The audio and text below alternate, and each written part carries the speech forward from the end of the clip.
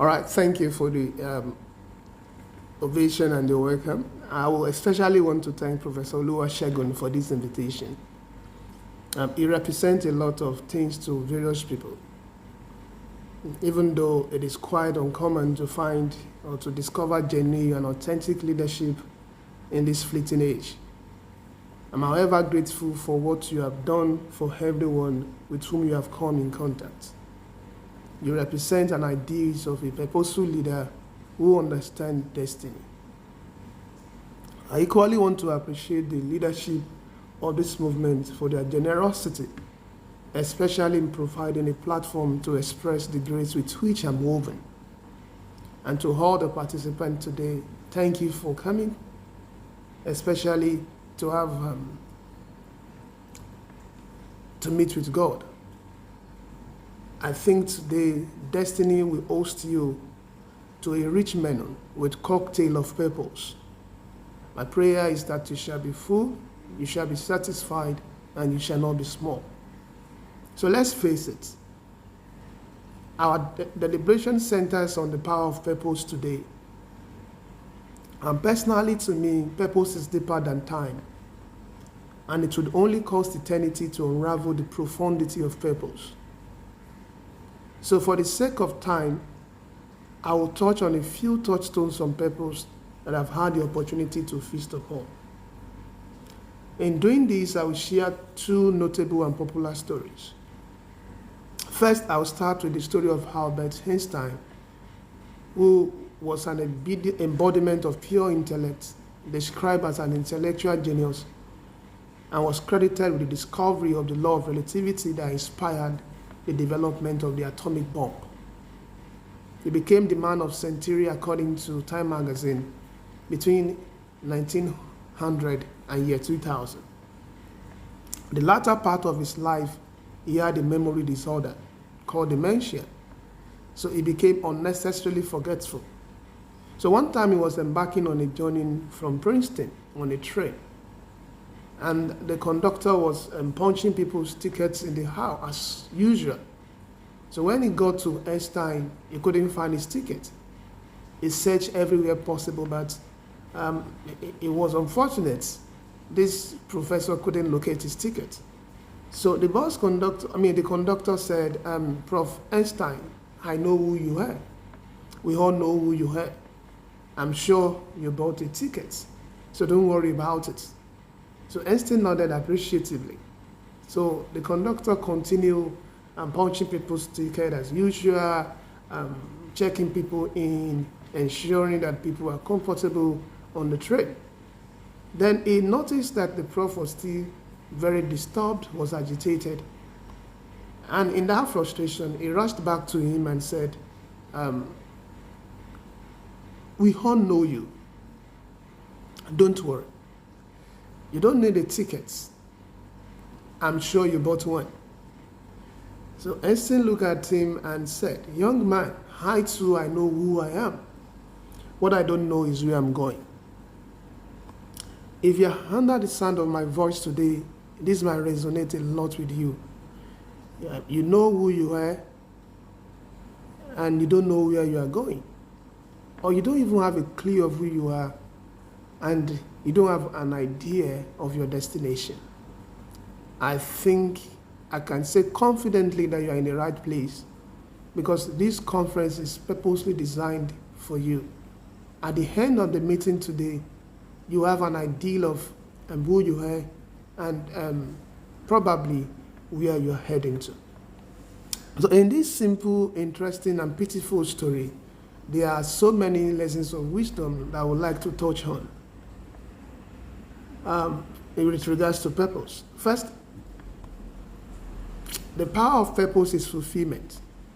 When fulfillment is compromised, purpose becomes defeated and living becomes meaningless. Also, fulfillment is more than knowing who you are. It is knowing where you are going and who is sending you, because direction is more important than speed. You can send yourself and God can send you. When you send yourself, you use mental calculative opinions. But when God sends you, He's going to show you a land which you should possess. And that is exactly what happened to Abraham. When He called him, he didn't know where he was going, but he had an understanding of the direction. So what God could do to convince and to assure him of his destination was to do what I call a faith mapping. He made him to number the stars, and exactly that will be his experience. So most times when God gives you an idea of who you are, the next thing is He helps you to know where you are going using what I call a faith mapping. Number 3, you might lose your tickets in life. However, don't lose God by forgetting why you started. Now, life happens to all of us. Frustration here and there, disappointments, rejections, struggles to survive. In the process, you might lose your tickets. But what you shouldn't lose is God. Because when you have nothing left but God, what you have is enough to start again. Number 4, let knowledge guide your passion. Let knowledge guide your passion. I've met passionate idiots. They have passion and they don't know where they are going. They have passion and they are going nowhere. I've heard people saying, my passion is my profession. The question is, what is your passion? You need to understand that. So, passion is important, but passion without knowledge is like grace without grace. Your passion must be guided by knowledge. Again, never make a decision in the direction of your desire or weakness. Never make a decision in the direction of your desire or weakness. When you make a decision in the direction of your weakness, what you are doing is you are editing God's will to suit your purpose. You are trying to edit God's will for your personal aggrandizement. So in the process of making decision, you need the application of wisdom. And wisdom is 20% decision accuracy and 80% right timing. Yes, you make the decision, but is it exactly right? Are you really doing it the way it should be done? Is it the right timing? All of these dovetail towards fulfillment of purpose. And my last lesson from this story is, most of the times, you will find your way when you get lost. You will find your way when you get lost. I don't know if it has happened to you before. It has happened to me on multiple occasions that I'm trying to maybe drive or taking a walk, that I'll get lost. I'll lose track of my map. But in the process of getting lost, you will discover treasures that weren't part of your initial plan. But my advice to you is that when you get lost, sometimes you find your way. But the future is cheap when you get lost early. When you get lost early, you'll find your way early. I will quickly go to my second story, and this is what I've personally described as mad mavericks in Babylon. Mad mavericks in Babylon. And the story can be found in the book of Daniel, chapter 1, from verses 3 to 18 or 20. Joachim the king conquered Israel, and the captives were taken to Babylon. So the king issued a selection order with some unusual requirements. He told Aspenas, go ahead and choose men from royal families and nobles, handsome without blemish, skillful in all wisdom. And that's strange. Skillful in all wisdom. That's weird. That's like the character or characteristic of God. How would you get men that are skillful in all wisdom, endowed with intelligence and discernment, quick to understand, and competent to stand in the presence of the king? Not everyone would have the levels of competence required to stand before the kings and are able to serve in the king's palace. So after selection by Ahasuerus, they were placed on the king's rich menu. However, Daniel and his 3 friends rejected the offer. What an opportunity. You were placed on the king's menu, but they rejected the offer. Why? It's an opportunity. It's an opportunity to be on the king's menu. But they rejected the offer. So they opted for gold instead of gold. Let me put a caution here. When you chase gold, you will miss gold. But when you run after gold, in the process, you are going to find gold. So after 10 days, Daniel and his 3 friends were found 10 times better than all their colleagues, all the stargazers, the necromancers, the soothsayers, the magicians, the astrologers, the wise men in the land of Babylon, because on them was the spirit of excellence. Here are a few points of lessons from this story. Educate your grace. There is difference between grace and educated grace. Goliath was an engraced man from the days of his youth. He knows how to win championship. He hasn't lost any championship. But David had grace, but he educated his grace. He took his grace through training, through capacity, through self-development, through enlargement, through finding a way to build different algorithms of wisdom to ensure that they become tools of purpose in fulfilling destiny. So when he stood before Goliath, he couldn't use the armor of Saul because he wasn't tried, he wasn't tested. But he rather used a slingshot with a stone that has been educated in form of a grace.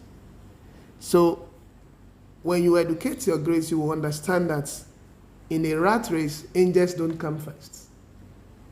In a rat race, there is no matter how much angels try, they can't come first because it's a rat race. And it doesn't have to be big to be mighty. It doesn't have to be big to be mighty. When your grace is educated, a little statement is enough. A little punch is enough. A little stone, a small stone is enough. Whatever seems little becomes bigger because it has been educated. Then again, spirituality is not against reasoning. Spirituality has never been against reasoning. That you are spiritual doesn't mean you should be foolish. Spirituality is sound, is competent, is capable, it thinks ahead, it sets goals, it knows what to do, it processes data, it knows what it means to do an excellent proposal. That is exactly what spirituality is. One of the most powerful tools that God gave you is your mind. Without the renewal of mind, the redemption assignments will be futile. So you need your mind and the use of your mind to achieve purpose. You need to understand that mind engagement is important.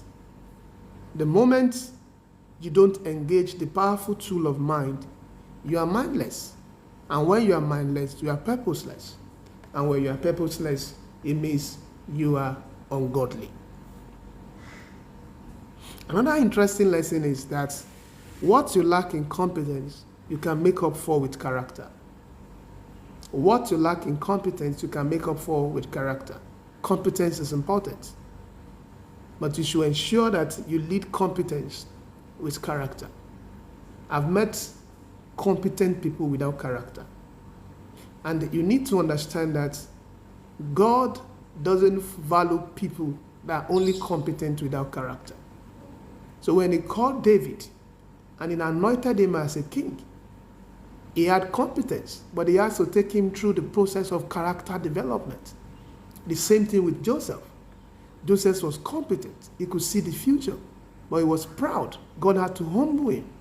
He needs character. So sometimes it is character that leads competence. Don't lead competence with character. Character is like a meal ticket with the nobles. And it's like God giving you a discount for the fulfillment of your purpose. Another lesson is your old experiences are not hard. They only need repurposing. And life takes us through things that we have never prepared for. And things doesn't go most of the times the way we want it or we want them. Okay, so in the process, you are going to acquire different experiences, the good, the bad, the ugly. So they are not hard. What they need is repurposing. What does it mean? It means that you have to find a way to domesticate your challenges for relevance. Great enterprises in the world, great companies, individuals that have achieved greatness, what they have done is to package their challenges and make it capsules of solutions for people who need them the most. Again, the new definition for competition is collaboration. When you look at what Daniel and his friend did, all their colleagues were interested in competition. But Daniel collaborated with his 3 friends and said, see, what we are going to do is that, yes, this is an opportunity to have access to the king's meal. But what it means is that it's not for us. So we need to collaborate. We don't need to compete. Okay, because competition is weak, especially if you are unprepared or unequipped or unguided. And most people that compete, they hide under the cheap psychology of frustration to launch an attack at people that they should be learning from or they should learn from. And when the competition fails, it becomes envy. And what envy does is saying, what is yours is mine. And why are you in possession of what should belong to me? And envy starts leading to character assassination. And before you know, it leads to mental health. It starts leading to